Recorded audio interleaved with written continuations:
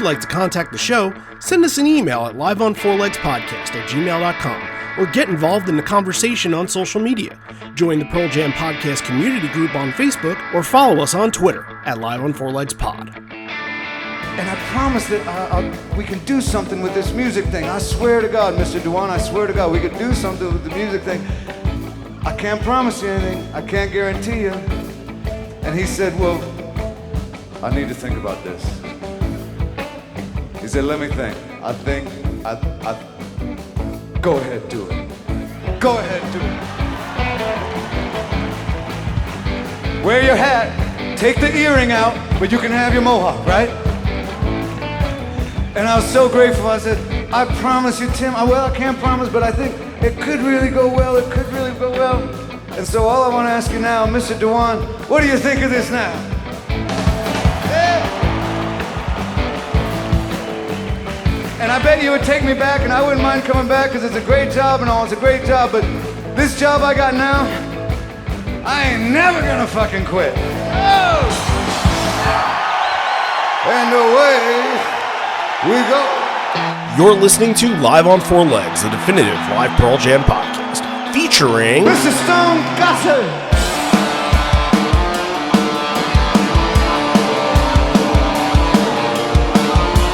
Gentlemen.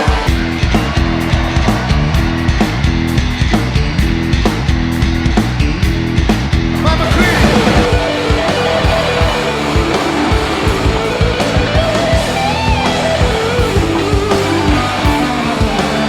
Matt fucking Cameron in the drum.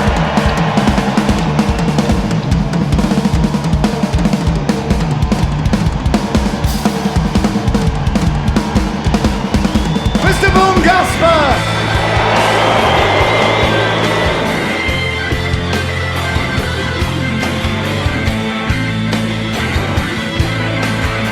You can call me Al, you can call me Ed, you just fucking call me, why don't you?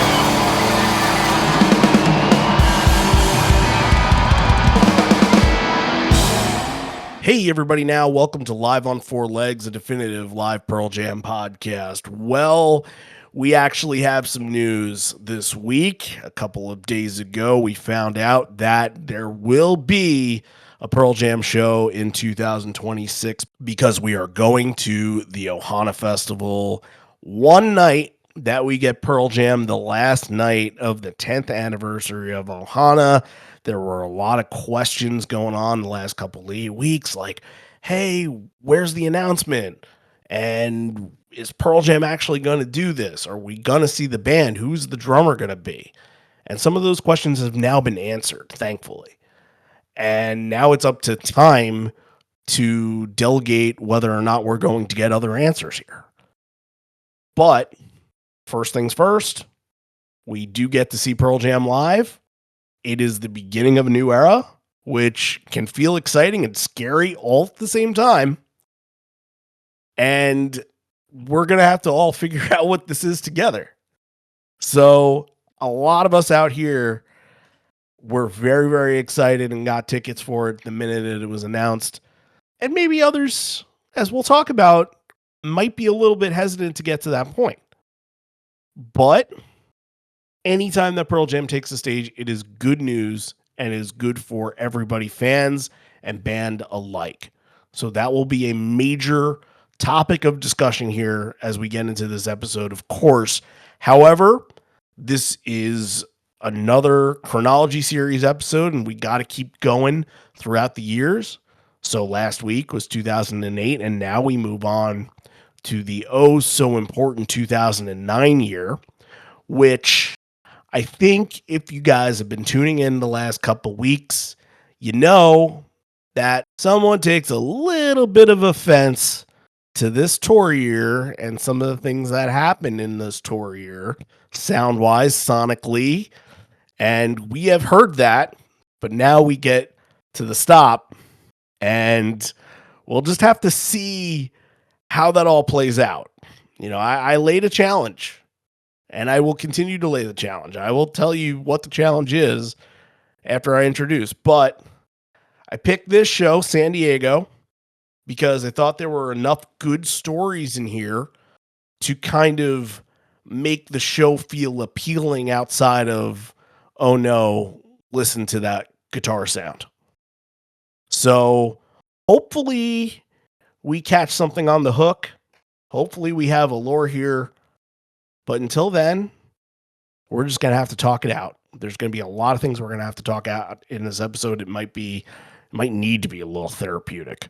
So let's just jump right in, I suppose. Randy Sobel's over here and Javier Herbas is over there. I've laid out the challenge to you. Yeah, no, I know. I did listen to this with an open heart, but it was interesting because it's been a very long time that I've heard this kind of show. There's so many really cool things about it though, like how the set is structured and the song selection that is very, very interesting.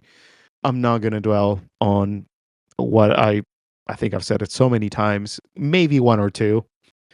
But yeah, believe it or not, I'm sort of excited to to cover it because it really makes me go out of my comfort zone.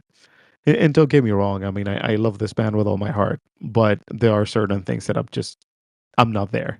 But talking about news and talking about certain things that were not there, I think the most interesting thing in the past couple of days was the announcement that a lot of people were expecting to get this week or in the past couple of weeks, and we finally got it. Like you said, it's always positive when you get the news that the band is going to go back. I think right now there is a lot of unknowns. I cannot wait for all the conspiracy theories about who the new drummer is going to be. But I think at this point now, when we're recording this and really hoping that you guys, when you're listening to this, join us in the conversation via social media, join us via, I don't know, Messenger, whatever means of communication you choose. I'm looking forward for that conversation, that debate. Like does it feel that this announcement answer a lot of questions?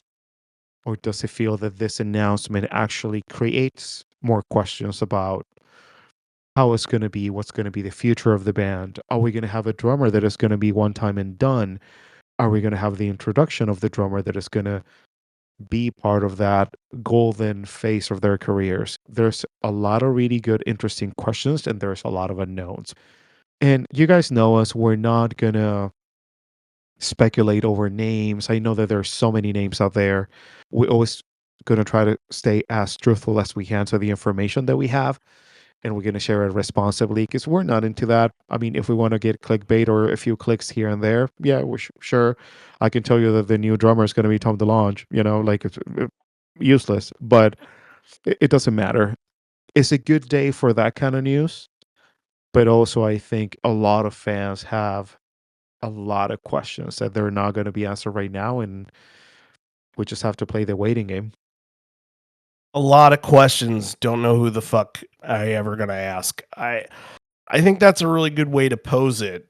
Is that yes, we did get a lot of answers, but with those answers spawned a lot more questions, unfortunately. And I think that's the worst position to be put in, is to just be in this gray area of not knowing what it's going to be like. And when you throw in financials into this as well, for me personally, heading out to Ohana is no simple task.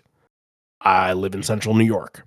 There are not easy flights out of central New York to get to San Diego or go to John Wayne Airport in Orange County or even Lax. It's just not an easy way to get there. I also have some other things that make it very difficult for me to go this year. It was bothersome to see everybody excited and know that I couldn't quite celebrate with them in that aspect, because I would have loved to say, I'm in, let's go, everybody go. I would have loved to say that, but I can't. I'm not in that position right now. So it doesn't make it easier that we don't have some of those answers that I can say, well, I'll just figure it out. Let's figure it out. Let's see what I can work out, because they are going to announce a new drummer. Think about this. You fly across country, and let's say I just bite the bullet and do it, and they don't announce a new drummer. and it's Josh Klinghoffer behind the kit, I don't think I'd be very happy about that. I'd be happy to see Pearl Jam, but that would be kind of a big stinker to me. No offense to Josh at all, but that's a huge undertaking to have to spend all that money, to have to fly, to have to go through whatever travel anxieties you got to go through to get there for that to happen. So I don't want that to happen. But also, you're without this band for almost a year and a half. And you want to kind of witness what the next chapter is going to look like on day one.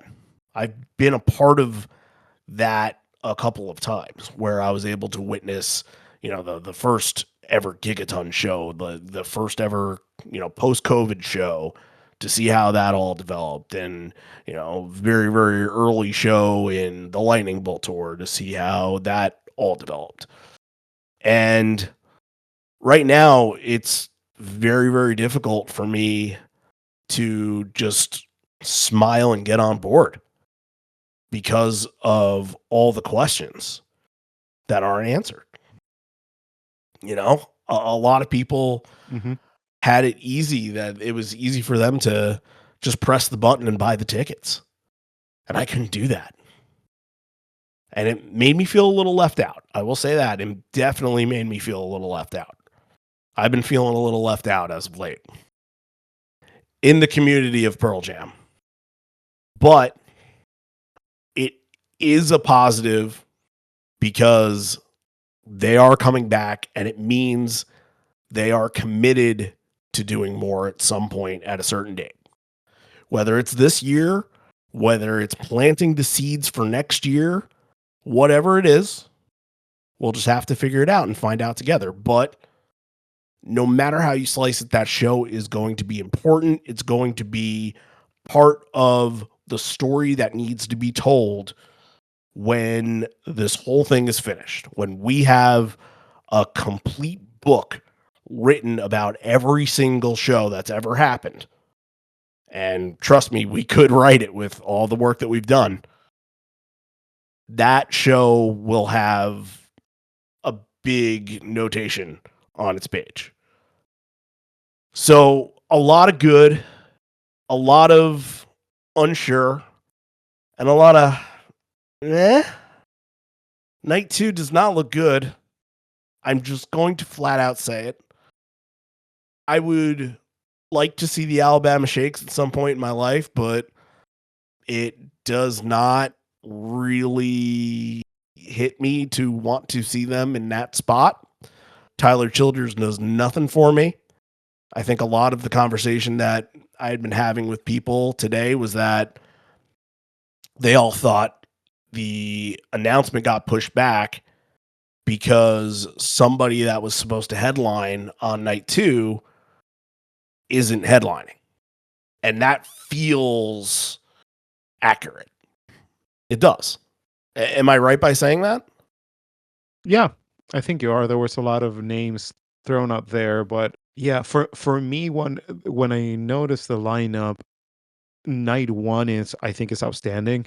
It's really Courtney good. Yeah. Barnett, yeah, Courtney Barnett, Mana, which is a band from Mexico. They have a very, very long career too. Eddie Vedder and Friends. That's kind of like a free jam kind of thing, so anything can happen, which is super exciting. But Is it going to be other, any better than the Heartbreakers? My dream, that would, I would be really upset if I missed that.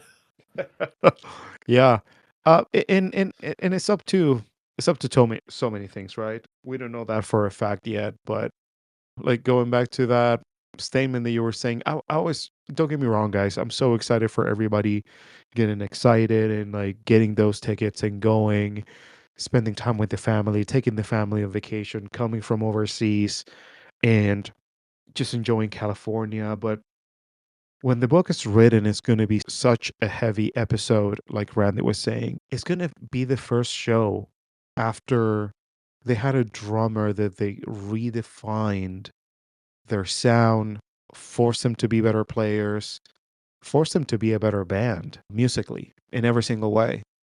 So I think that the pressure is going to be very high.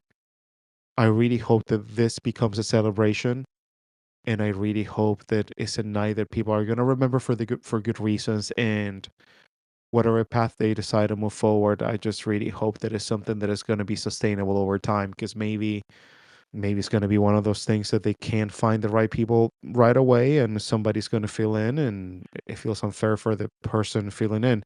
Do I think Josh Klinghoffer is the better option for that? I agree with Randy. I don't think he's a better option for that. He's an outstanding musician, but you need something else to fill up that drum kit space, because I think people are going to realize the importance of Matt Cameron and the band history in the way that he shaped so many things, and how profound the void that he left is going to be and is going to felt after we're going to have that first impression of somebody else behind in the drum kit. So that's my 2 cents. Like Randy also share with you, I don't feel that I'm there yet. For me, it's still a thing that I'm like, I don't know where I stand with this, but I'm looking forward to figure out the answers that we don't have right now. And some announcements will help, because sometimes this band is a little too secretive and we don't get any news or anything till the last minute. So we'll see. We'll see what September brings. Yeah, it might take a while.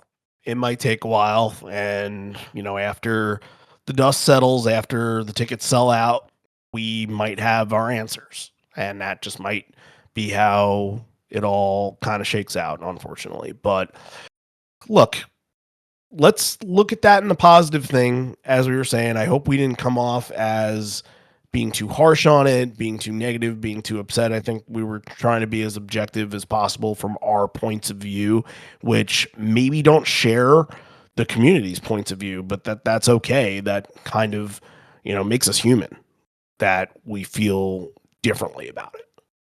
So pardon us for not just being on cloud nine, because again, there are way too many questions that we're looking forward to the answers to, and hopefully we get them soon. So I don't want to harping on that too much more. Let's get into a little bit of 2009, but not enough to where it'll make blood boil. I am like with Ohana's conversation not being like super bubbly and happy, and this, I don't know what direction it's going to go in here. 2009, and thankfully 2009 is not like one of my favorite tour year. Definitely needs the big build up and needs to have a lot of talking points beforehand. It's fine. It is what it is.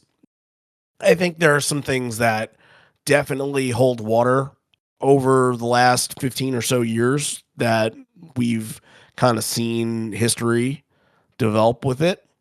I think the things that are important here are obviously the Spectrum shows. They will last in infamy a lifetime. So the Spectrum shows are what defines 2009 easily. And then everything else just kind of aids up to that point. I think the West Coast stuff doesn't really get talked about a whole lot. They play some shows in California at the Gibson Theater, and like there's a hunger strike performance in there with Chris Cornell. There's a performance of Alive where Jerry Cantrell jumps in. Like those things don't get talked about enough.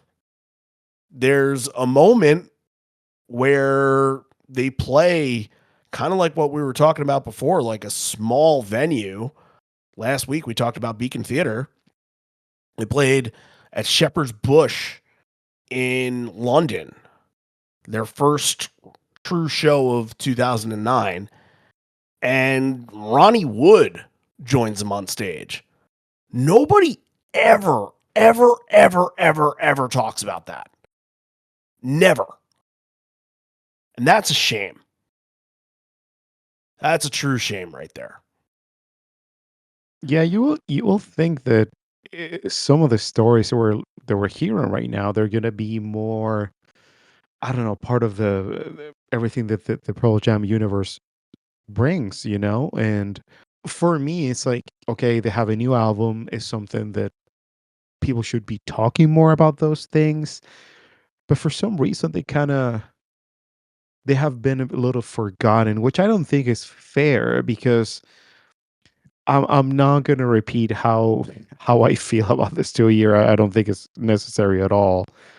But I also know how to, like, when I look at sets like this, when I look at those things that happened during that tour year, is you gotta know and you gotta also cherish those things.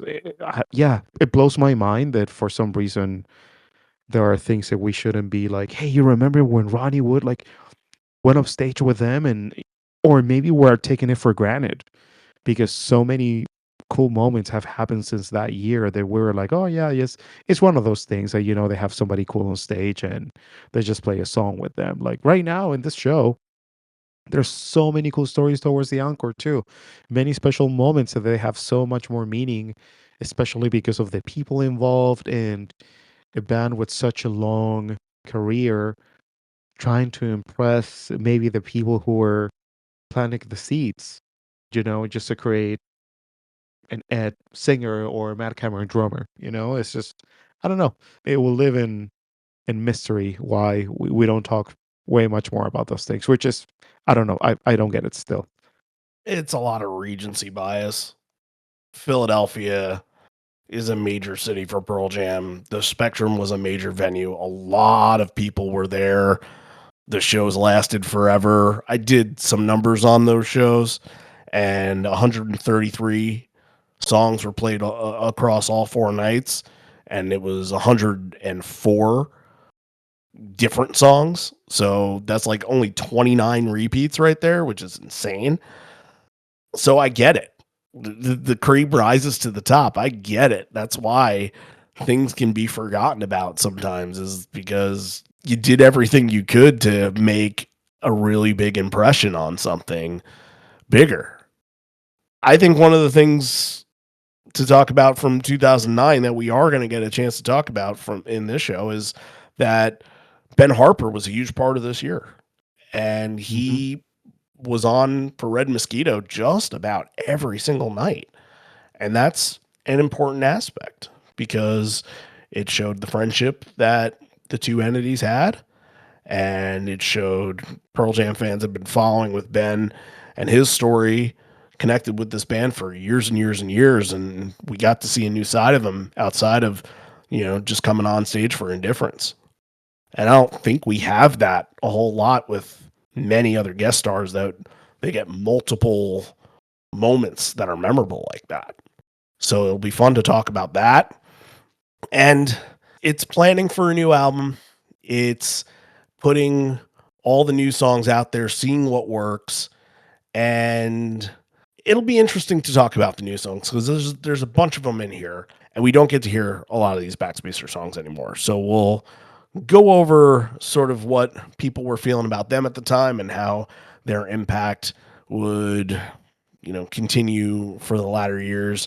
And also there are going to be performances in here that are very, very solid and stuff that we don't usually get to talk about a whole lot, like Force of Nature, Johnny Guitar. Like, there will be good conversations here. So let's jump in with a positive attitude, a positive mindset. And I feel that I'm being threatened right now. It's not a threat, it's a challenge. There's a difference. Well, I couldn't call sick, so. And I'm glad you didn't, because you're needed. This is a necessity here. Or else I don't know who I could have done it with on such short notice like this. You know what I mean? So we need Javi. Everybody at home, cheer him on, root for him, and away we go.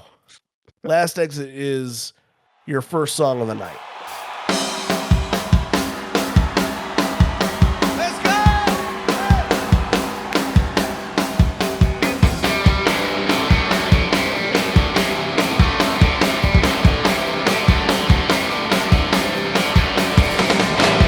Life don't been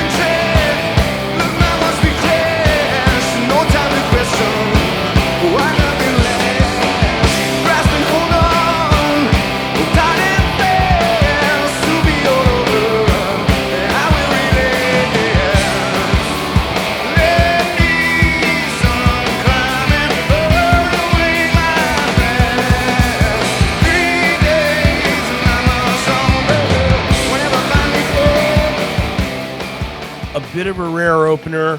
13 times that it's been used to open shows, and this has been the last time to date.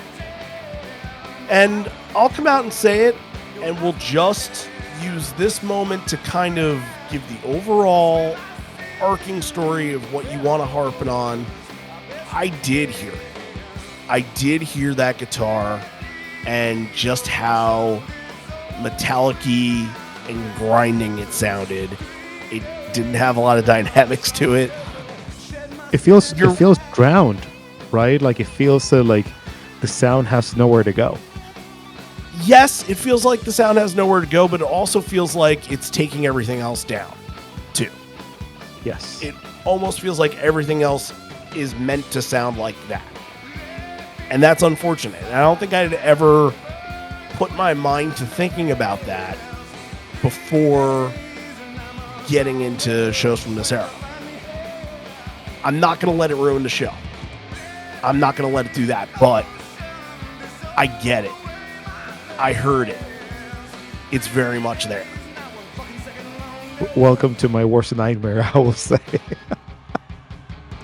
No, but jokes aside, my biggest criticism for this time is that for some other bands, this is going to work perfectly fine. Don't get me wrong. Like, it's a perfect setting. But with a band that you have so much richness, that you have so many different kinds of songs and textures and colors and in creating like atmospheres with your songs, I don't think it works. And that's my biggest thing, because when you hear songs like the intro for Last Exit, you can clearly tell that there's a pretty well preconceived idea that we want to get back to basics. We want to be as simple as we can.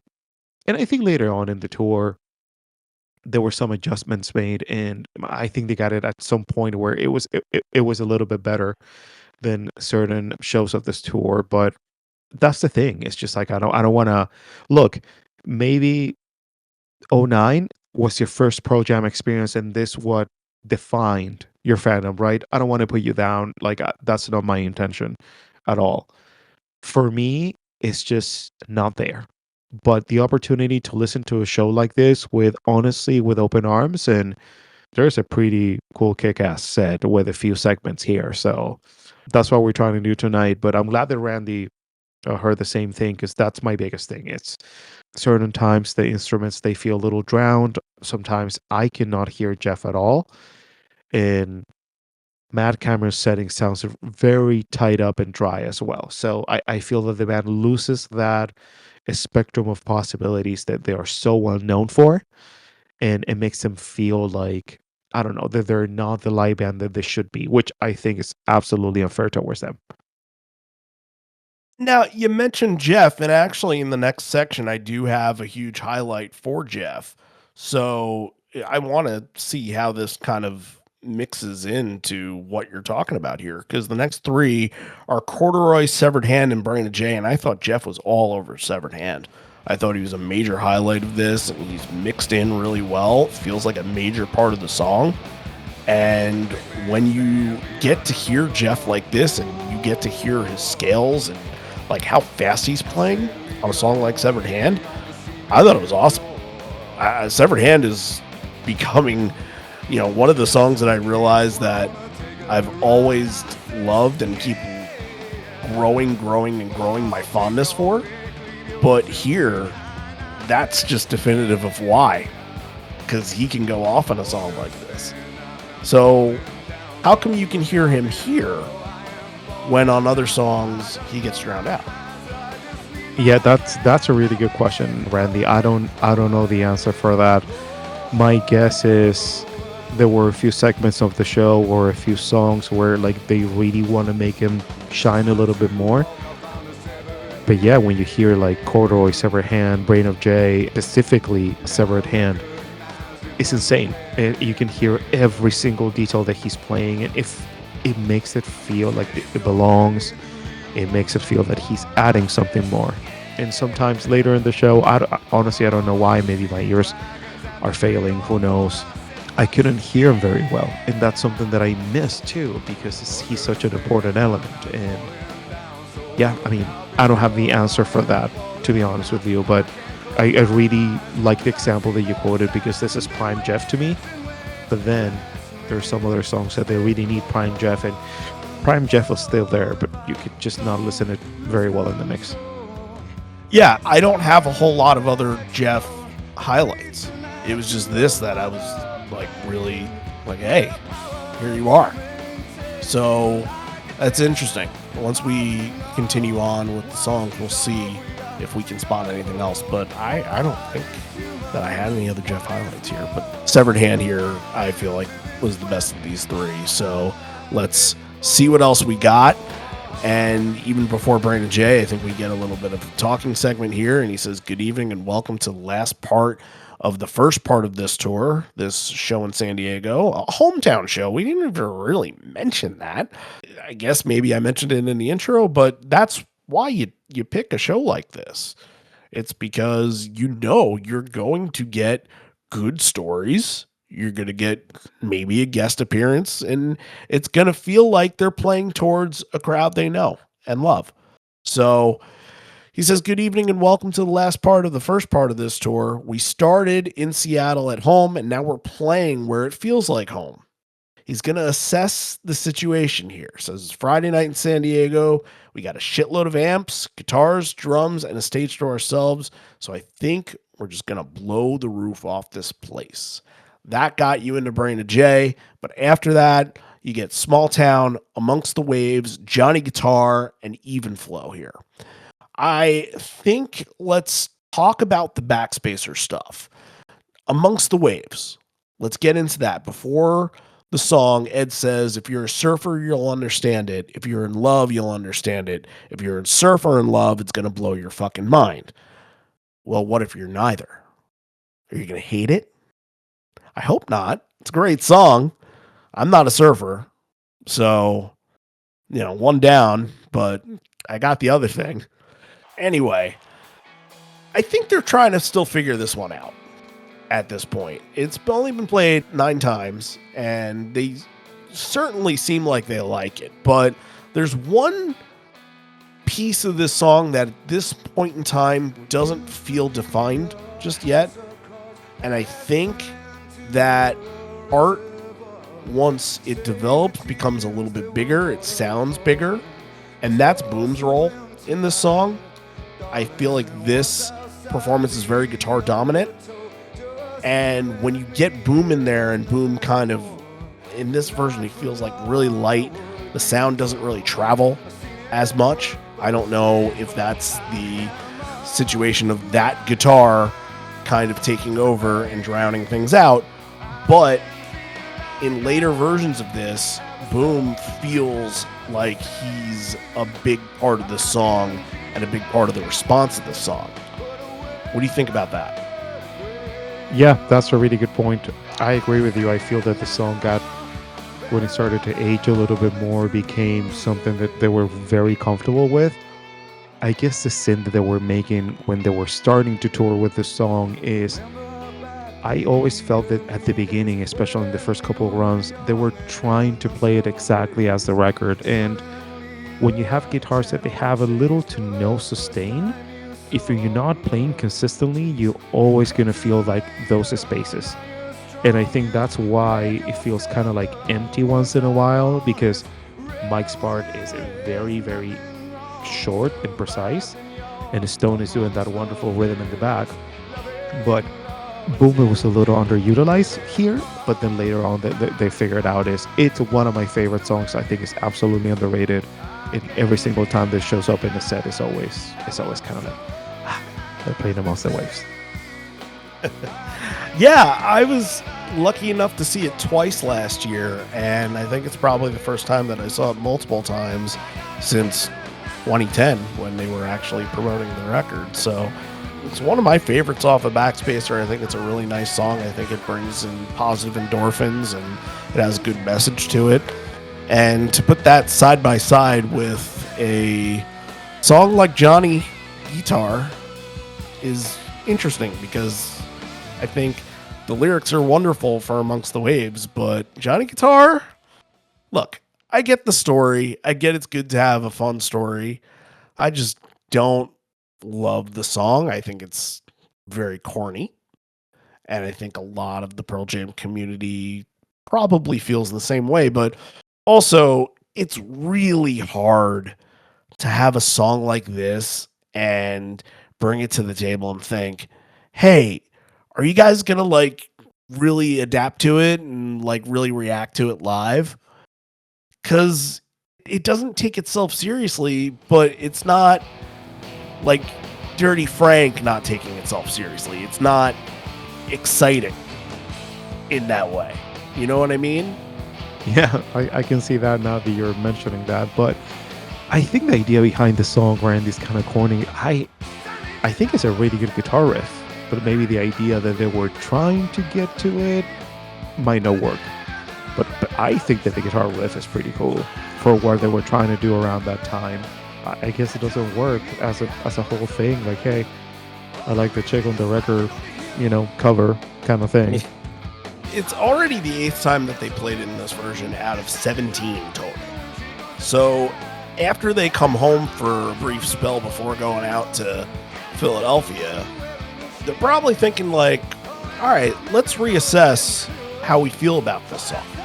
Do you think the crowd was responding to it? Well, maybe not in the way that we thought, but it's hard to get like a good, solid response. Mm-hmm.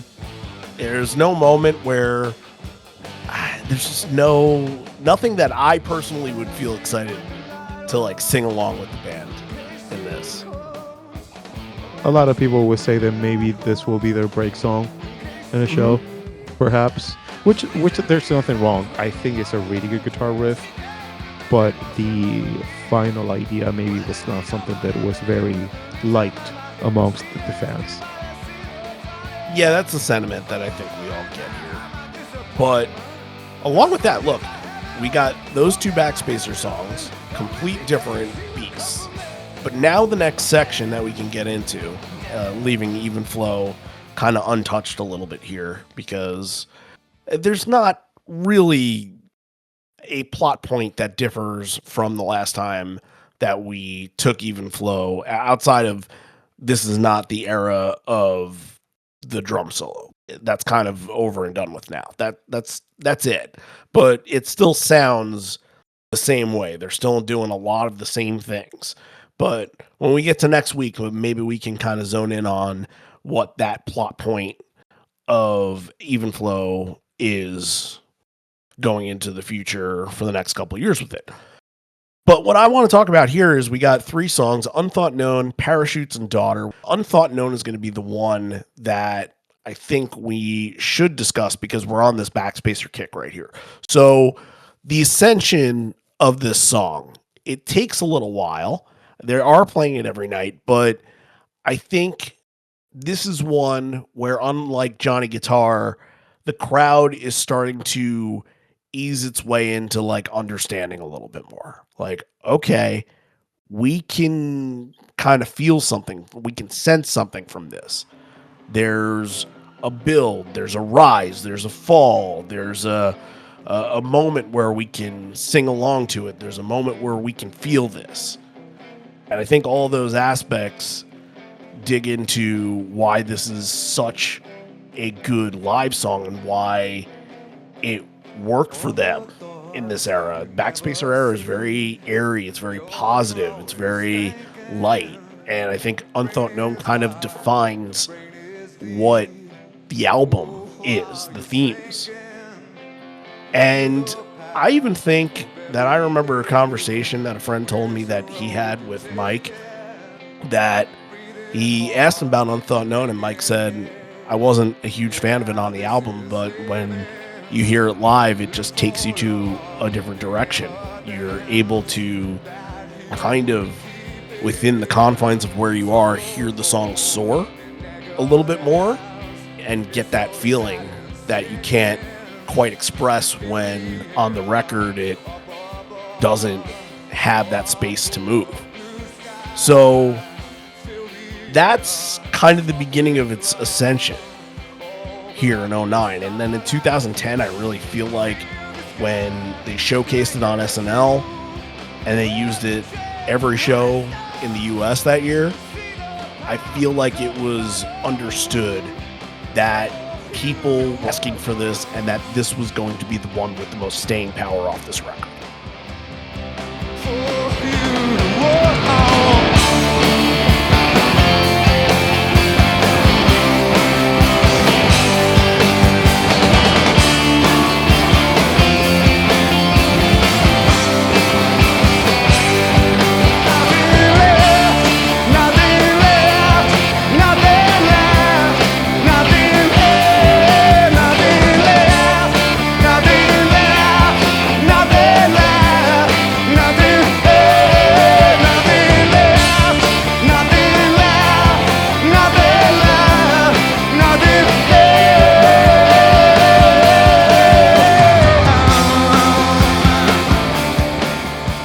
That power actually was also translated to the expectation in South America, because when they visited in 2011, it was one of the most wanted songs.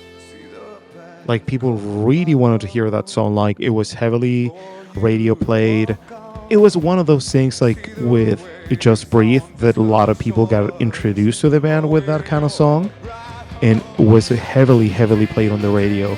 In South America, Unthought Known had that kind of response as well. I'm not surprised, because every single time that I hear that song, even though that I'm 100% with Mike, when I heard it on the album, it was kind of like, oh, okay, it's an Ed song. But then live is a complete different beast. And the reaction of the fans towards the song, and also that it has been related with very important moments in Pearl Jam history too. Speeches, like the first one that it comes to my mind, it was right before with EB. It was not like a very massive thing yet in 2014. This was the song that it was chosen just to be played after that speech. It makes sense to me. It's a song that it really started to take off, and the fans were embracing it, even though from the early stages when they started to play it live.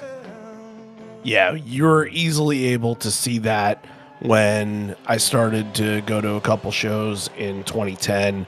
I think the first show that I went to that year was in Hartford, and they opened with that. And after that show, I'm like, okay, if they think that highly of this song that they opened with it, and it got a pretty damn good response, then I'm going to look at it in a different way, because I'm with you. I don't think that was one on the record that I was too attached to.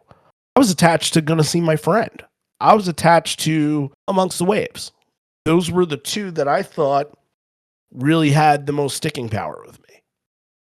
And Gonna See My Friend did not have the same live acumen as the other two did. But that's why you can never quite judge what these songs are until they put them on stage and tell you what they got. Because a lot of people loved Got to Give on the record, and it did not turn out to be their best live song of the bunch. And who knows if they'll ever go back to it again. A lot of people did like it live, but it is not the best Dark Matter song live. Let's just put it that way. Let's just give Parachutes its due here. It's one of the more forgotten love songs of the band. I think it definitely hurts that the next record, well, it hurts that they didn't play Parachutes a whole lot. Mm-hmm. But also, Just Breathe was the dagger for Parachutes. It's on the next record. Yep. The time signature of Parachutes is very waltzy and like doesn't quite fit the Pearl Jam mold, which is okay. They don't have like one or two molds at all, but like Just Breathe is very simplistic. It's very much sounds like Eddie, and it's meant to be a love pop song. And Parachutes is kind of meant to be like an offshoot Beatles type song, like weird, almost Sgt. Peppery kind of way of going about it. Although it has great lyrics, although it has a great meaning behind it, Just Breathe, I think, brings you to a different dimension when it comes to handling a song like that and a theme like that. That Parachutes doesn't really find its way. But I think you need parachutes before you get to Just Breathe, if you know what I'm saying. Yeah, the transition makes sense. For me, the biggest takeaway to listen to the song live, I've never had the opportunity, but it's a very good sample of what Ed was trying to do around that time too. Let's not forget that this is when he was really pushing himself as a vocalist. He really wanted to try new things, maybe like a higher register. And in some songs, you're really going to tell that he's a little tired, or he's getting to that point where he's not maybe extremely comfortable. But I think there's a lot of value in that. Another one that we're going to have later on is going to be Force of Nature too, that kind of covers the same aspects, because again, you're seeing a lead singer of a band that he's really trying to figure out a way that he can push himself to be something else. And I always going to appreciate that. Some fans are going to tell you that maybe this is the time where he really shut his voice a little bit, but he was really trying something new. Well, let's actually get into that. So the next section here is going to be I Got Shit, You Are, and Force of Nature. And Force of Nature was the one that I really thought had kind of the talking points, and a lot of what you're saying is true. Think about when you're listening to Force of Nature. You're in the car, and it comes on, and nobody's around, so you're going to sing it. You know, you think about that with any song. How do you sing it? How does your vocal cords prepare for that? I've tried to sing it before. Force of Nature is 100% your highest register possible. It is one of the toughest Pearl Jam songs to sing, because it's not screaming. It's not like Leash where he has to scream at that high register, or Blood where he has to do that. He has to be in tune, in harmony at that high register for the whole 3.5 minutes, however long that song is. And it's extremely difficult to sing. And I'm not like a singer by any stretch. Anybody that's heard me sing at karaoke they'll be able to critique however I sing, however they want. I love singing. I love doing it. I'm not professional at all, but I understand how my own vocals feel when I can sing something, and I understand that I shouldn't be singing something that's well out of my range, and that is well out of my range. That, my friends, is why Force of Nature has been played a total of 11 times live, and is probably never, ever, ever coming back. Am I right? I think you're right. It's a song that it carries the curse of, if you down tune it, it really loses the meaning. It needs to be left untouched. Let's just leave it at 11. But also, you can't not down tune it, because he's not going to have a voice for the rest of the show and maybe longer. You know what I mean? That's why you don't play it. I don't think that I've ever heard this live in regular tuning. Has there ever been a version? Have you heard one? No, I've always heard Half Step Down, because this is the time where they really started to get like down tuning in a few things, because it was the only way to make it sustainable for Ed, you know?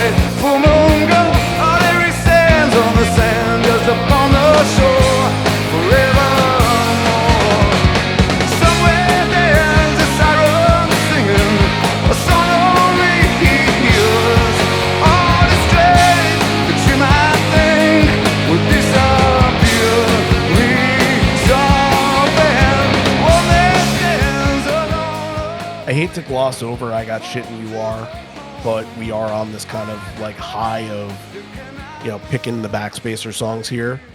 I don't have too much on You Are, but let's just say for I Got Shit, a big round of applause. Mirrorball is finally getting a reissue. That is wonderful, wonderful, wonderful news. I know. It's not going to be $700 on Discogs, Right. which is great. Which is great.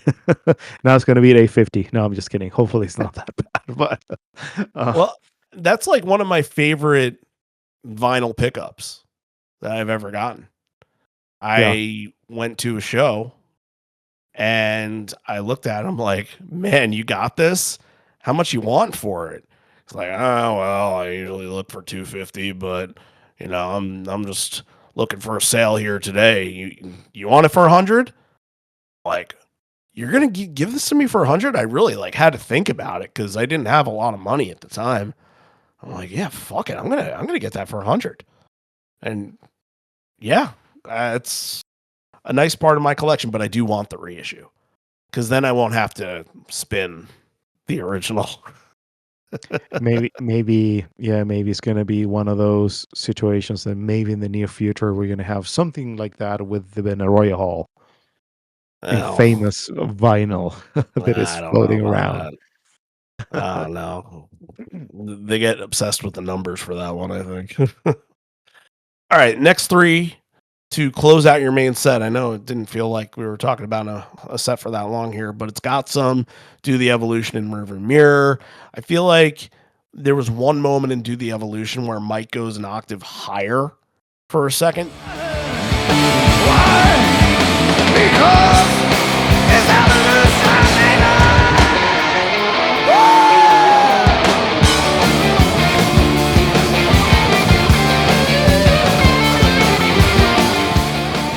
I thought that was interesting because, like, what if, as the song progresses, what if he just decided to continue to go higher and higher and, like, build it that way instead of, like, building it through other means? Is that, like, a half-assed way to do it?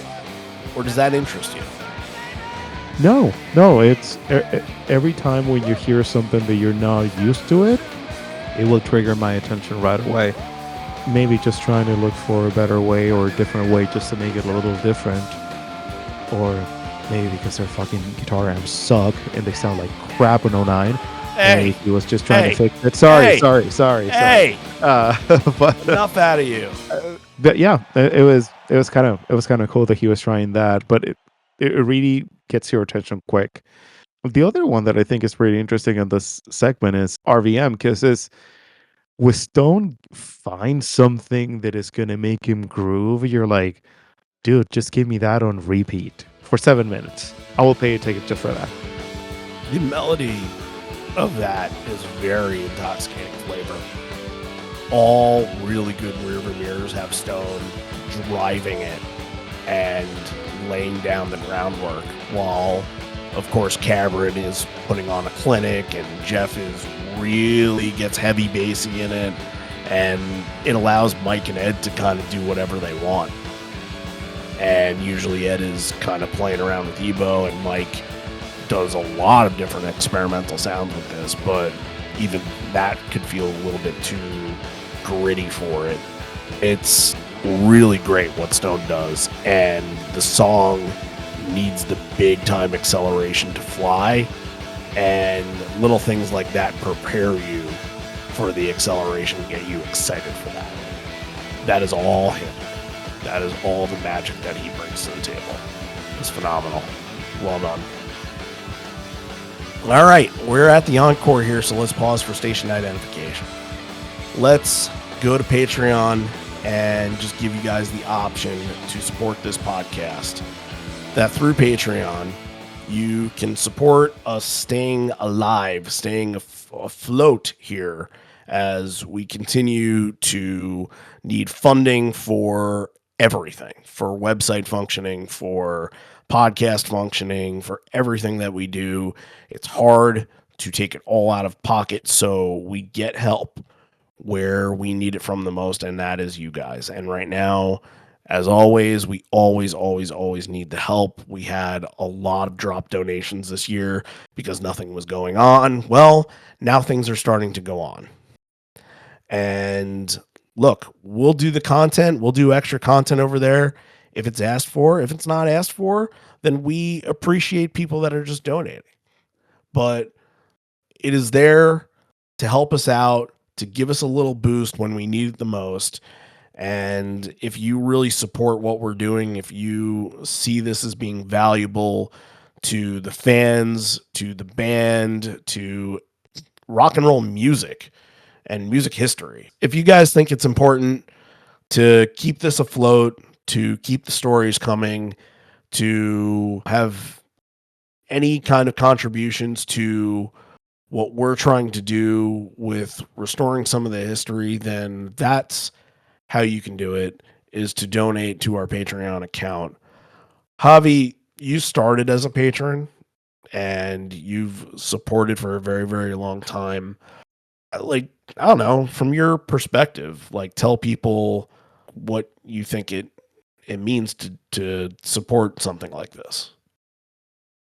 Well, I'm glad that you asked that because that was my first kind of a connection and introduction with this whole thing.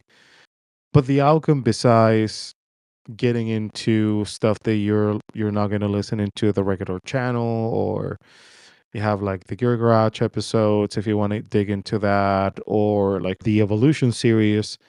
There's so much more into it, and actually, Patreon is always dictated by what the fans want too. So we're always listening. If there's any interesting ideas, we're always going to get that feedback from you guys, and we're always going to try to implement that as much as we can.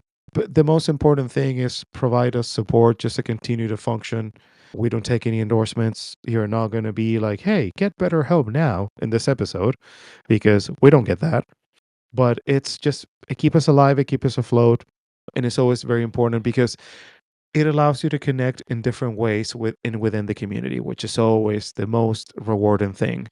Now that you heard my experience, like we can finally happily announce, not even Randy knows this, but you're gonna have the first time ever international Live on Four Legs episode in Spanish during the month of June.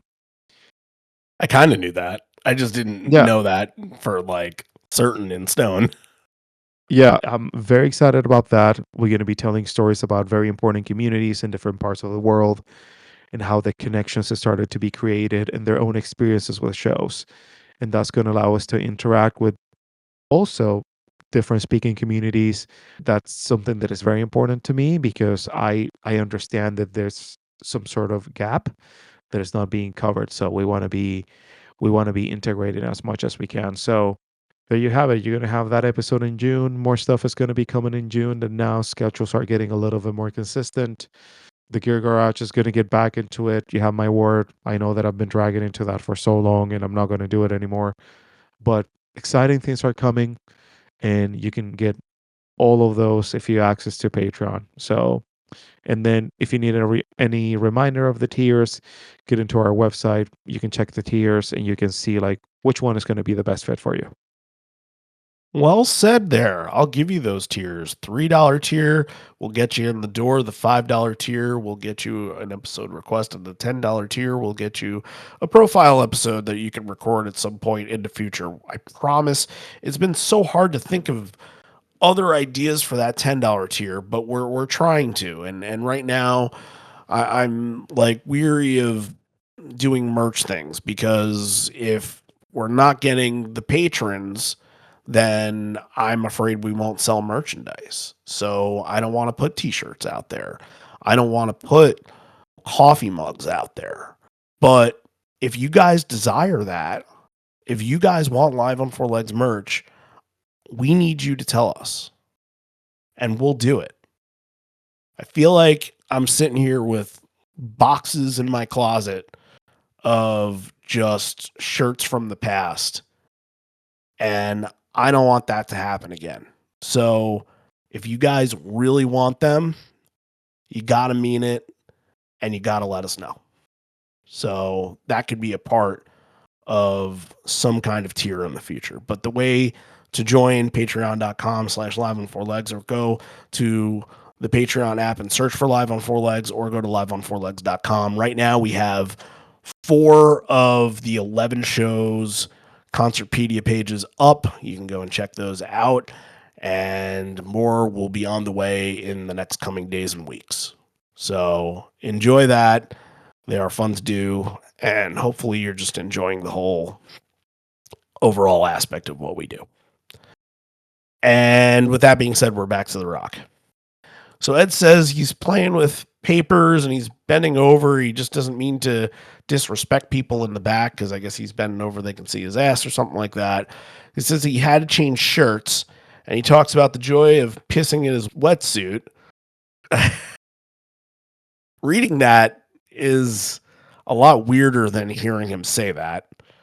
So I guess I'll have him explain that. Pardon me, but I never do that. But I had to change shirts because that other one, you know, it's one thing to like, we all, well, a lot of us here know the joys of pissing in our wetsuit, right?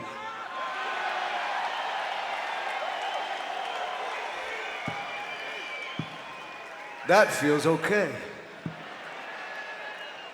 But it felt like I pissed on real shit. I had to change. Yeah.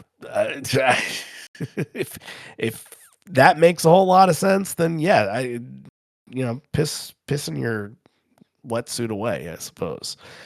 But all right. They play the end right here, and I'm going to package that together with Red Mosquito. Let's take a second to kind of dig into the end. It's one of those piece of an era songs that came with a lot of questions at the time. I think a lot of people thought, the end? Well, what is that significant of? What are you talking about? Like, what kind of answers do we have here? Are you hinting at your own departure? Are you worried about what you're leaving behind? You know, the next record had Sirens, had a very similar observation to it. This show doesn't have Just Breathe, but even Just Breathe has a little bit of that too. Like, you know, what is my fate and what do I leave behind? And am I doing enough to make it in this life okay and make your life okay? And I think a lot of people at the time thought the end would be the end of Pearl Jam. Yet they're still standing. They're still going to go with their sixth drummer whenever that's going to be. So it wasn't anything about that, but I also see a little bit of Setting Sun. Some of the questions at the end kind of poses is very similar to the way that Setting Sun closes that record. What do you think about that? Yeah, I can see the similarities for sure. I've always thought that it's kind of the song that they feel that it's right to wrap up the album, and also a time, because I don't know if you guys knew this, but when you're in a studio recording something, it's not that you're going to be there for like months or years. It's a very intense process, and sometimes like wrapping up those tracks, they feel like you're closing a time in your life that it's kind of like it gives you closure and you can move forward with the next thing that you want to be doing. So for me, it makes sense that those messages are in songs like The End, Setting Sun, or posting Dead End in social media and then it's going to be deleted. But that kind of stuff that it makes you feel that you're getting into a term with something or a period of your life. I remember around that time though, when the song got released and everybody started to speculate, is this the end of the band? He's trying to tell a message or whatever. But I think it's more about related with this is a closure for that specific time of the recording and what it meant for them. And it was just a really good way to just wrap up an album, but it makes it seem that actually there is a final song that it was meant to do that and just to close it. That's why, there are no codes for this, right? There is no code. Right.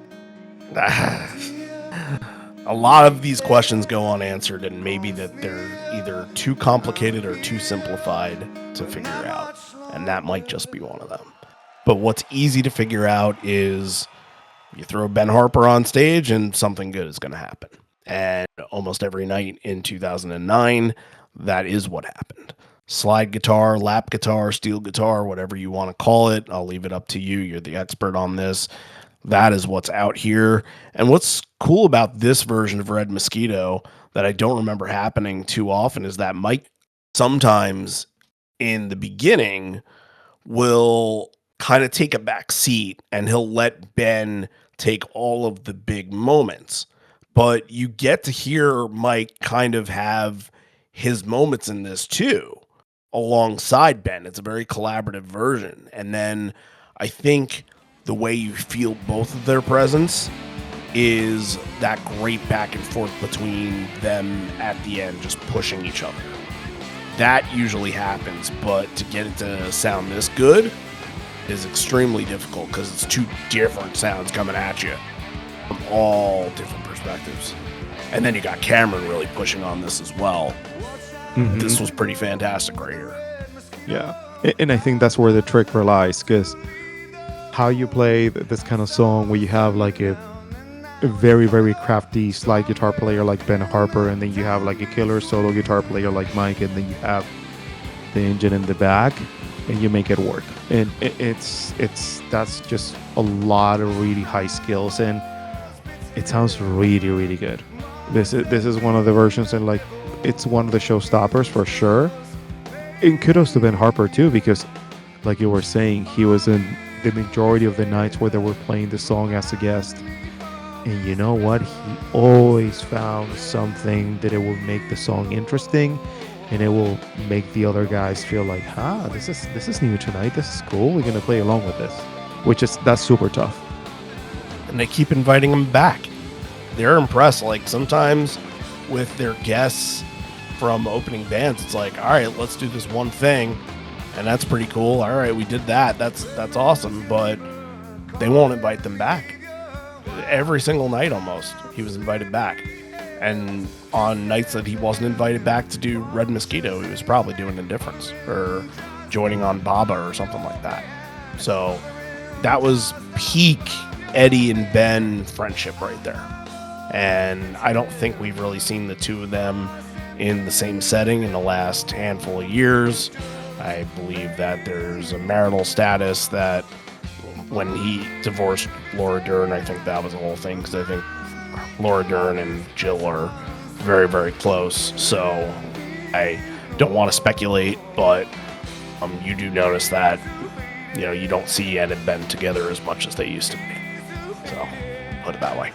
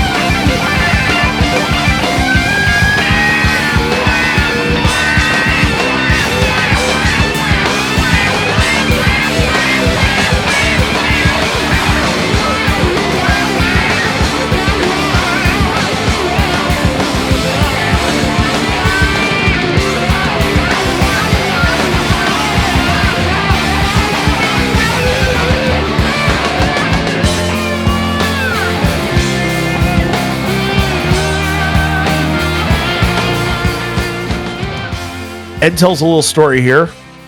Says there's something happening behind the scenes, something special happening. He appreciates the crew and how they're all big family together. And he talks about they keep these people for about 20 years. And then some of the time, they'll leave for either Neil Young or they'll grab people. They grabbed a ton of guys when Soundgarden disbanded, and a lot of those guys became their family members and their crew. And one of the guys, who was their light guy, I believe he might have been Ben Harper and the Innocent Criminals light guy at this point. His name is Keith Wismar. And he tells a story about Keith, that Keith was the first guy in the crew to have a child, and her name was Lulu. And I'm going to let Ed kind of tell this little story here about what happened when he visited them in the hospital. I went to see Lulu in the hospital. I was going to go visit Lulu in the hospital. She was about a day and a half or something, and I got to the hospital, and it was raining, the whole deal, and I walked out of the car, and they were walking out. And Keith, I think Keith had to go get the car. I think Tina was getting put in the car, and I was all of a sudden in charge of holding this one-day-old baby and protecting it from the rain and the wind of Seattle. And I just want to tell you that Lulu is here tonight. And it's Lulu's 16th birthday. Please, Lulu, welcome. Lulu, come to the stage, please. I'm sorry to do this to you, Angel. Everybody gets to sing a nice happy birthday to Lulu here. Very cool. Always good to kind of shout out a crew member. They're the unsung heroes of the whole thing. But unfortunately, this is a little bit of a sad story in retrospect because Keith Wismar is no longer with us. He passed away about 9 years ago after a 1.5-year battle with pancreatic cancer, but he was a long-time member of that crew, and he was with Soundgarden for a very, very long time as well. So, yeah, I'm hope that the Wismar family is doing well, and I know that was a big loss for the community when they lost Keith. So, well, the next handful of songs right here, I think we're just going to go to end of Encore 1. It's Given a Fly, Last Kiss, The Fixer, and Life Wasted. Given a Fly real quick. I think we do need an update because I did say that peak fast Given a Fly really starts in 2009. And I didn't go back and do a 2000 version. I didn't time it out or anything like that. But Given a Fly finishes at 3 minutes and 15 seconds here. I think that's about 30 seconds faster than the usual version, which is a lot. That is a lot of time. So clearly they took that, ran with it, never went back to that original blossoming sound that Given a Fly was developed with. And that has been that evolution talking point that we've been talking about for the last handful of weeks to get to this moment, how they prepared for it. And even at this moment now, there's no night where he doesn't just do the well fuckers. It's now, well fuckers! It's a moment in it. It has an attitude in it. There's no night now where he doesn't do made it to San Diego, had a smoke in a tree. He makes it a moment to shout somebody out in that. And it's more performative instead of letting the story dictate. So I think we're out of that phase and we're now in the fast pace Given a Fly years. Not my favorite, but it's been very interesting to see week by week how it's all unraveled and developed to get to this point. Later on, you can even hear Matt Cameron say yeah, we were playing a few songs a little too fast. Mm-hmm. This is definitely one of them. You can really lose all the kind of the flavors of the different breaks and beautiful things that this song has. Last Kiss, I know that I'm not a huge fan of Last Kiss, if you guys have heard me here talking, but this is another really good example of why this setup doesn't work for this era. Just listen to Last Kiss and you'll figure it out. But I think the main point, that one of the two major points to finalize this section is so exciting because now you can hear Mike McCready on the backing vocals, which is something that is absolutely new around that time, and you can hear loud and clear before they wrap up with Life Wasted. Well, it's not much. He does the he does that.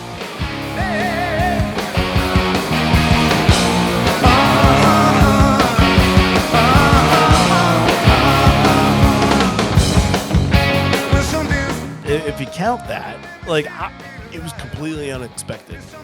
I don't remember the last time that I heard him do that in The Fixer. But that's what it is. He's doing that. It's fascinating. And maybe that is the thing that leads to his rock opera. So that was fun. And then a year later, he would do a preset where he gets to sing a couple songs too. So little by little, he's starting to find his voice. But somebody that did find their voice one time told me that The Fixer would be the greatest Pearl Jam song of all time. And I think that's a Gen Z thing. I really do. Gen Z treats The Fixer like Gen X treats Alive or Jeremy. It's very weird. And the kid called me a fascist because I was rightly confused. I swear to God. I I will find the tweet. Because I was appalled. I'm like, you don't think Rearview Mirror or Corduroy or Release or Last Exit or this and that, like we went through like 50 songs. You don't think those songs are better than The Fixer? He said, no, you're a fascist. Swear to God. This was Twitter. The joys of being on Twitter that we are no longer on. But that, I guess, is, look, Gen Z that kind of went to middle school and high school in the early 2000s. The Fixer slapped for them, right? I mean, whoever that kid is, most likely also thinks that Morgan Wallen is a good artist. So his opinion is... I would hope to never have had an episode mentioning that guy. Life Wasted closes out the set. They're still playing it in standard tuning at the time, and it makes it sound bright and fresh as opposed to, what would follow in a couple years later where it doesn't have that brightness anymore. But it sounds really good at the show closing out Encore 1. Encore 2 is going to be really interesting, so let's dig right in. They come right back, a very tight, a very electric Why Go, and then they go right into Black. Black is wonderful. It's highlighted by the crowd singing along at the end and gets very, very high praise from Ed. We are continuing to evolve with this one too. We aren't at the sweet spot yet, and I think we'll get there when we get to, 2011 show. And that's because of South America, as you know. But these are the versions where we're getting extensions at the ending, and it's becoming more about the experience with the audience than it is about the experience with the song. And this is starting to happen more and more and more and more and more. So not the biggest highlight, not the biggest talking point from this Encore 2, but needs to be addressed. I think when we get to 2011, am I accurate on that? We'll see it. Agreed. All right, so now let's get into some hometown stuff. We haven't talked a lot about hometown stuff for San Diego here. Mike lived there till he was 4. Cameron was born there and lived there for 20 years. Ed lived there for what he said was 20 years, but I think he's BSing because the math don't math on that.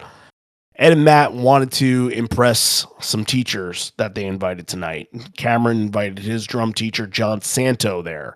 And Ed said the last time John came to a show, he was kind of jealous because Ed had lost touch with his guitar teacher and said, I got to find him. And he was there at the show. His name is Bud Whitcomb. So the next song, which has lots of ties to San Diego, is played. It's Better Man. The ties being it's a bad radio song, written in San Diego, written about experiences witnessed in San Diego, tied very much to his mother and his stepfather's relationship. And I think during the performance, he is going out of his way to show both John and Bud, you see this shit? Look at this shit. See that shit, bud? It's insane.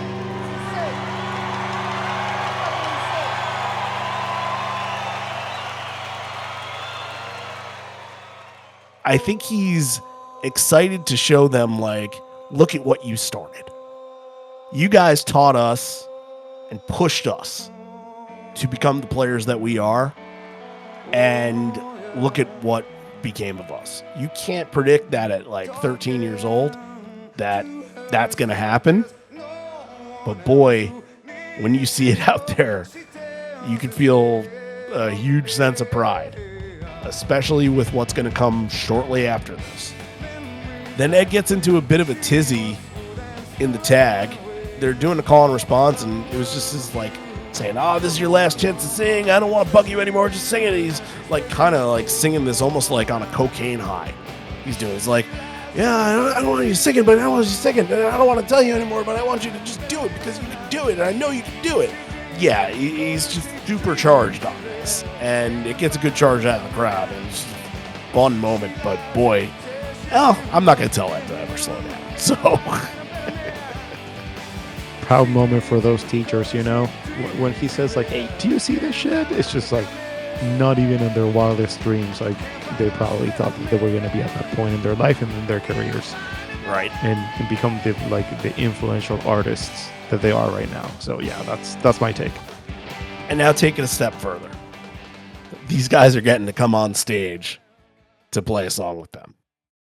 And not only that, but like, you know, you're a San Diego guitar teacher and somebody comes to you, a ghost of the future comes to you and says, "You one day will be playing a Jimi Hendrix song live in front of 25,000 people." Actually, not that much. It's a smaller arena. Probably like, let's say 18,000 people. Probably like, the fuck are you on? But then it happens. It's pretty insane. Mm-hmm. Such a cool move for them to have their mentors out there to play it. And it's the same stage that they helped pave the way. They created that, you know? The song certainly feels like everybody's having a blast. I see where Cameron gets a little bit of it. Do you? Yes, I was gonna say some of the fills were like, I know where this is coming from, and point. Mm-hmm. And getting technical with the performances, it doesn't matter. It's not important. It's just they just took the time to show their profound respect and their admiration for something that they help them so much to push their creativity and their skills as players. I think that's the main point about this segment, because yeah, maybe a few solos miss here and there, doesn't matter. It's just the emotion of sharing that with people who meant so much for them. Like I think that's the bottom line of where they should be, you know? Oh, absolutely. Absolutely. Well, I was going to make the joke that, you know, you can tell where Matt got it from, but you can also tell where Ed got it from when it came to guitar. Yeah. But look, the guy's probably in his like 70s at the time, and like he's probably super nervous. Like, let's not even get in that direction. It really did not matter. The fact that they were up there is like the coolest thing in the world.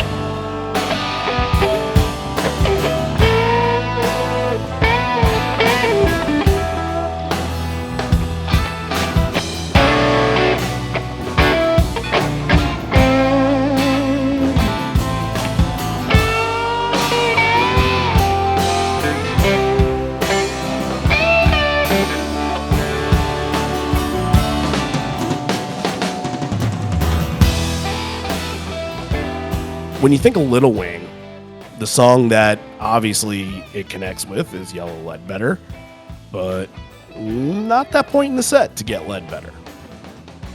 I was digging a little bit, and I don't think I dug enough on this, but like there are only a couple moments where they did Little Wing and didn't connect it to Ledbetter. I'm thinking like Milwaukee in 95, The Gorge in 2006 were like the big ones that I don't think had like a Ledbetter connection. And I think they closed with it a couple of times where it was in lieu of Ledbetter. I want to say like that Tampa show in 2016, they were about to play Ledbetter and decided to play Little Wing instead. So not often do you get Little Wing without Ledbetter, but when you do, I think it ends up something like this and ends up pretty memorable, of course. Now we get into So You Want to Be a Rock and Roll Star. The story of this is incredible. It is probably the reason why I chose this show to cover from 2009. Outside of anything in Philadelphia, it might be the best moment from 2009. Okay, yeah, I get Chris Cornell did Hunger Strike and all that. It's up there. It's top 5. Ed has had a knack for, in this song, in that breakdown moment, getting to go on a spiel. Last year when they played it in Hollywood, it was, just get together with your friends, go start a band and go do this. Just do it. And I thought that had a very loose connection to him saying that because it was the beginning of the end of Cameron being in the band. Hearing that live, I was thinking about this moment and how incredible this moment was from San Diego. I'm going to let this play out. I'm going to let you hear the whole thing, and then we'll come back and discuss. So can I take you back to 20 years ago? Are you willing to go back 20 years ago? I was working this petroleum company, midnight shifts 20 years ago. And I had this boss. He might even still be here. Oh shit, he's here. I had this boss, he was a great boss. He was a big man, he was a big strong man. He was my boss, he was my good boss. And when you went up to this boss, it was a big question. It was like climbing a fucking oak tree. If you had a question, I was small then, I was smaller than I am now. But it is a big, so I went and I talked to him, I said, Tim, I said, no, I didn't say Tim. I said, Mr. Dewan, I got a question for you. I said, see, I know that you think I got this good. I really appreciate my job, and I know you think I'm good. I know that you even promoted me to supervisor of midnight shift security and gas pump detail. And I know you want me to do my job. I know you want to keep me around, but you know that I play this music thing, and I got this music thing, and it's kind of a punk rock thing. And if I do this punk rock thing, I need to have a mohawk, you see. I need to have a mohawk. I know that you put me in a position of responsibility, but I still need a mohawk to play in this band, you see. So I promise I'll wear a hat, and I promise that we can do something with this music thing. I swear to God, Mr. Dewan, I swear to God, we could do something with the music thing. I can't promise you anything. I can't guarantee you. And he said, well, I need to think about this. He said, let me think. Go ahead, do it. Go ahead, do it. Wear your hat, take the earring out, but you can have your mohawk, right?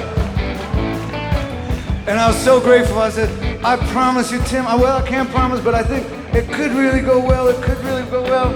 And so all I want to ask you now, Mr. Dewan, what do you think of this now?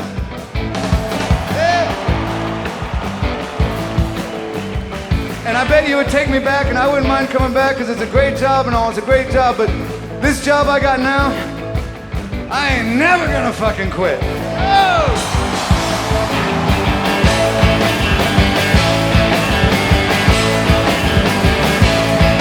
The price you paid for riches and fame, was it all a strange game? You're little the same.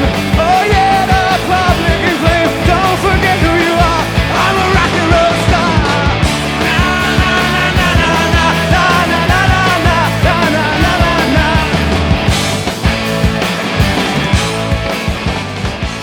Overall, I think it's one of my favorite things Ed's ever shared at a show.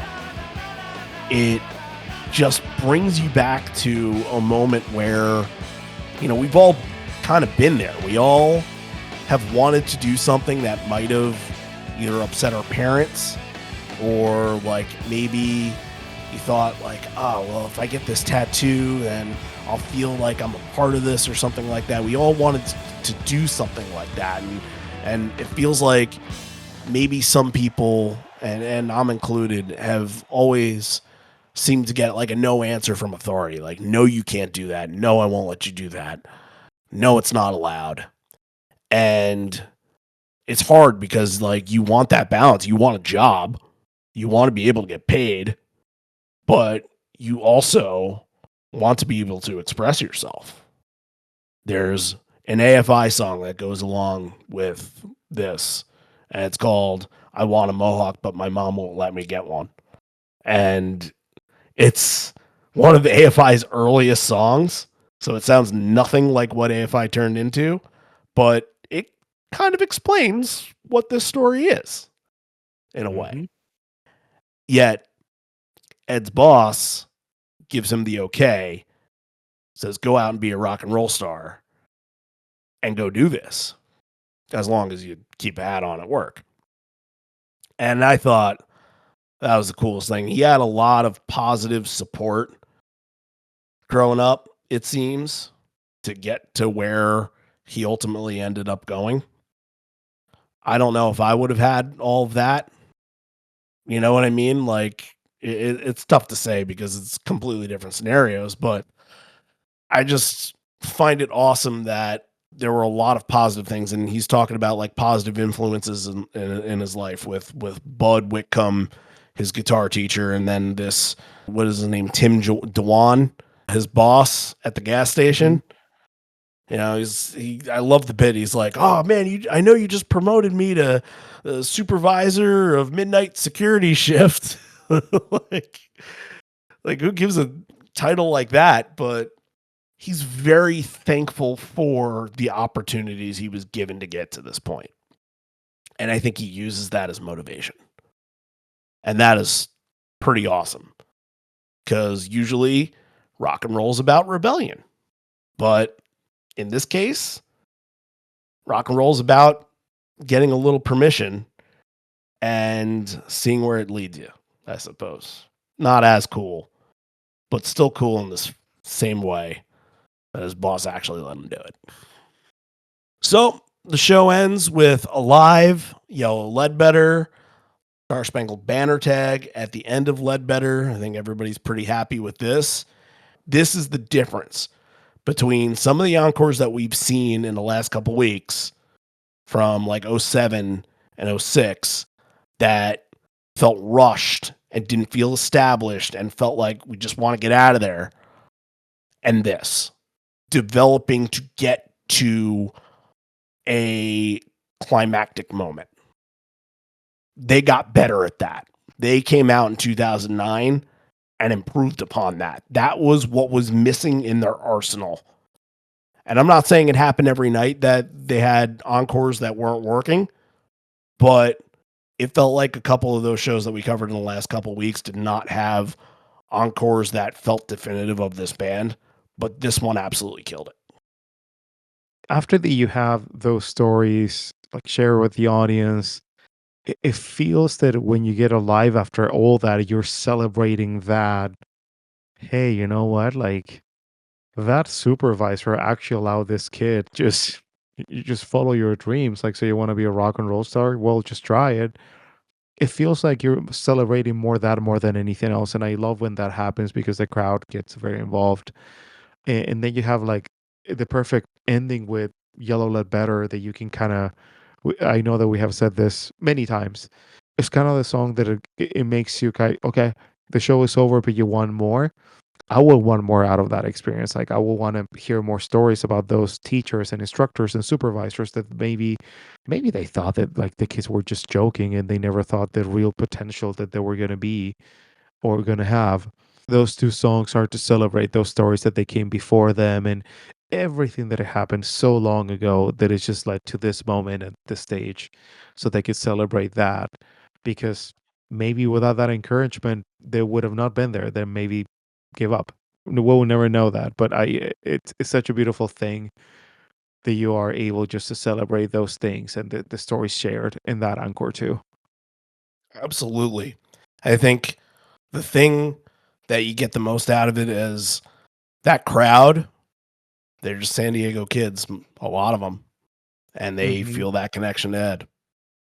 So if they see that it's like, oh, well, he's looking to be a rock star, and they're a young kid, they're 16 years old going to this show, and they have the same dreams. Well, if Ed did it, maybe it's my turn. Hmm. That's exciting. That's exciting. All right. Everybody give Javi a nice little round of applause. I think he really held himself together with this one. He did a really, really good job. Not a lot of negativity. I feel like the show started off with some kind of downer stuff, but we got there. We got to a point where it felt pretty good. We talked about some positive things and got away from disappointment of not having all the answers and disappointment of this sounding a certain way, and felt good towards the end. So thank you. Just wait till you hear my ratings. I'm just kidding. No, I'm kidding. Yeah, regardless of the personal opinion that you may have about certain things, it doesn't matter. I think that the stories need to be celebrated, and especially when you have that kind of ending that is just so encouraging, and that's what we need right now in a lot of different ways. If you're struggling with something, if you feel the need to be encouraged to do something, or feel that you're losing the drive to believe in something, like that's exactly what you need. And it may come from characters that you never thought that they were gonna be able to provide that support to you. So I celebrate that for sure. I'm not gonna be talking about amps all the time. I rather celebrate that kind of thing because that's really, I think, the focus of this really good show. Okay, that's a growth and maturing moment right there. Let's see how it translates to everything else. Give us your top three. My top three is gonna be amongst the waves number three. My number two is gonna be The End because it's a song that later on in my life I started to enjoy a little bit more. And my number one is gonna be, it can be other than Rock and Roll Star because that's why we're here. Like maybe without that encouragement, we would have never had a band to talk about, you know. So that's where I'm at. Yeah, I think you're right. I think you're absolutely onto something with that, and I like the moments that you picked. I really like Amongst the Waves at the show. I think it needed a little bit more from Boom, so I'm not going to pick it in my top. But I will say that you're not going to find a lot of Force of Nature versions that are going to sound like this. So I'm going to give Force of Nature number three, just as a nod to that register.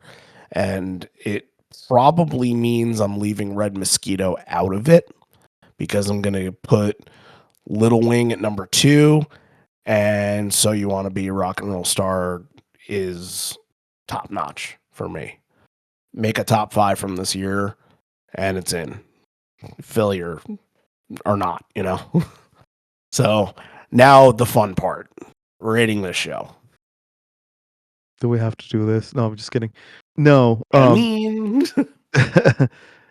Look, like I was saying before, I don't think that the main point is no other than that the band had an opportunity to celebrate with people that they were very influential on their lives and their careers, and I admire that so much.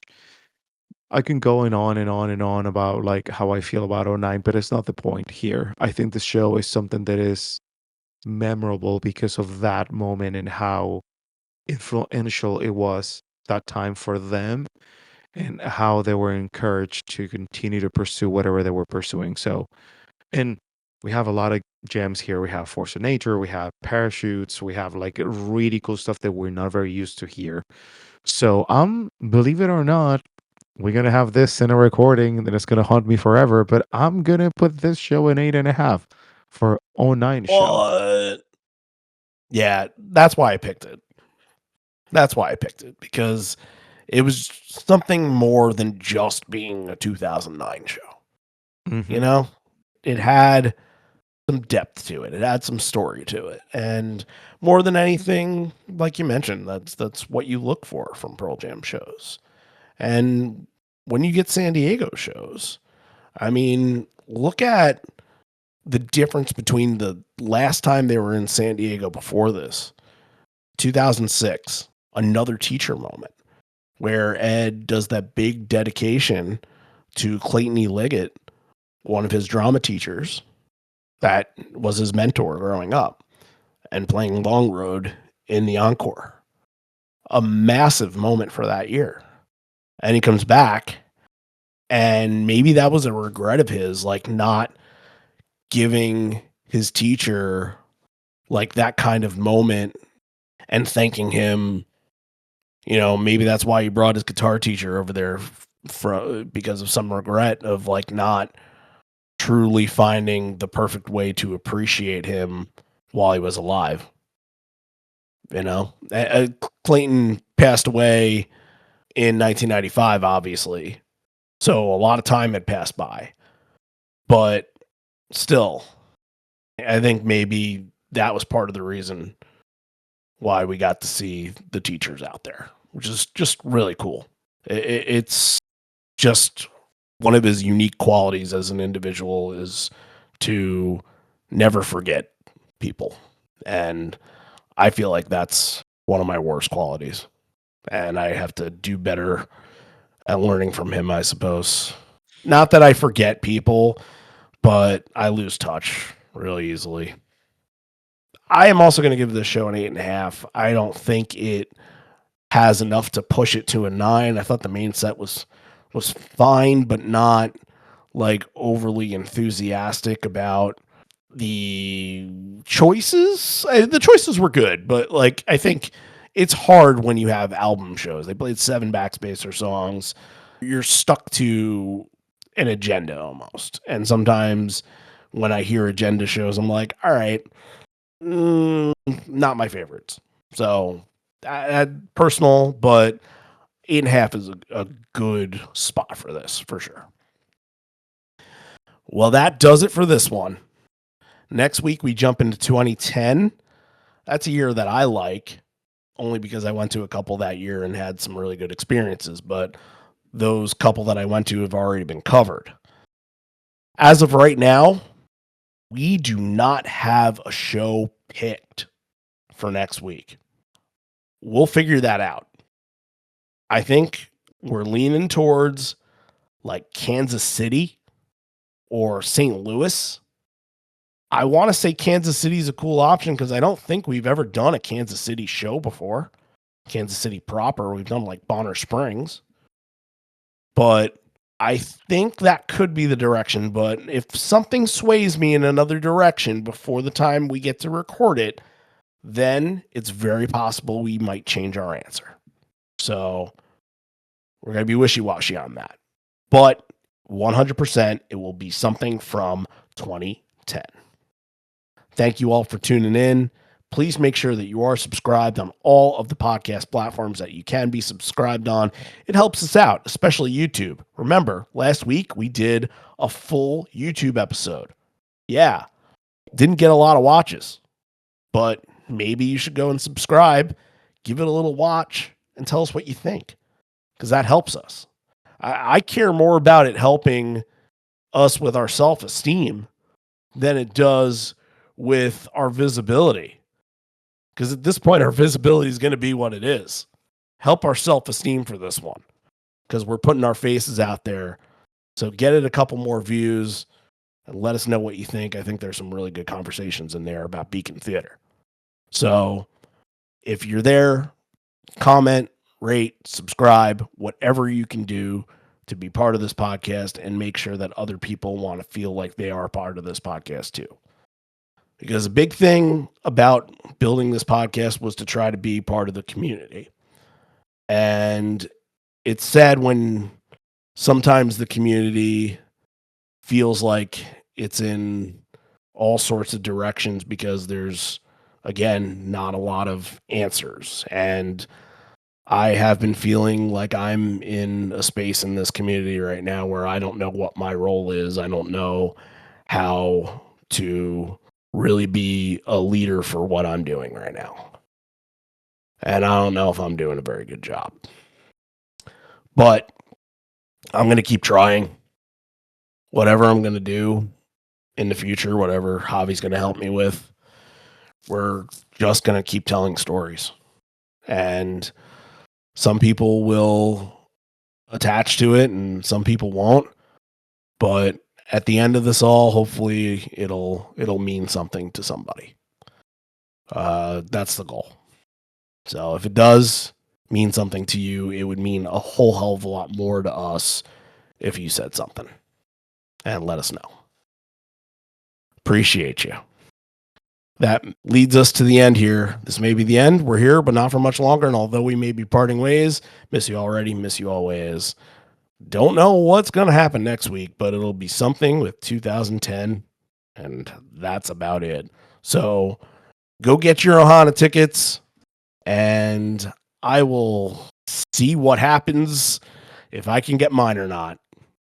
Maybe, maybe not. And just be okay with the result regardless. But hope everybody is excited right now. And there is some excitement here, even though it might have not come off that way. But that's the end of this one. So thank you for listening. Next week, we will see you on the pod. See you in 2010. This is the last time, I promise. I don't run away.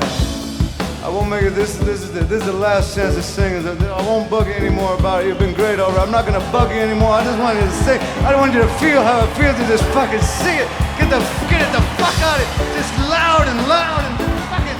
This is the last one. I promise. I'm just not gonna do it no more. I'm not gonna do it no more. This is the last one. The last one. The last one. Oh yeah. Don't run away.